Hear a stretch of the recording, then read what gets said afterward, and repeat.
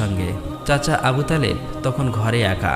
কিছুক্ষণের মধ্যেই আবু জাহেল এসে হাজির হয়ে বললেন, হে আবু তালেব, শিশু মোহাম্মদ কোথা থেকে এমন জাদু শিখেছে? সে তো বড় জাদুঘর। সে আমার খেজুরগুলো সব পাথর করে দিয়েছে। কোথায় গিয়েছে তুমি কি খবর রাখো? তাকে তো খুঁজে পাওয়া যাচ্ছে না। দেখো কোন পাহাড়ের কিনারায় জঙ্গলের বাঘ ভাল্লুকে খেয়ে নিয়েছে কিনা। এই কথা শোনা মাত্রই চাচা আবু তালেব আর দেরি করলেন না, শিশু নবীকে খুঁজতে বার হলেন।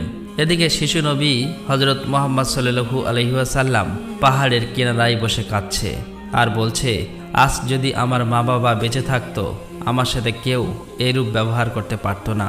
আমি আজ বড় একা। শিশু নবীর কান্না দেখে জঙ্গলের বাঘ ভাল্লুক হরিণ সেখানে আসলেন। সেই ব্যথায় ব্যথিত হয়ে তারাও যেন কাঁদছে আর বলছে, ইয়া রাসূলুল্লাহ, রহমাতুল্লিল আলামিন, এই চর যেন আমাদের লেগেছে। ইয়া রাসূলুল্লাহ, তুমি আর কেঁদো না, এই কান্না আমরা সহ্য করতে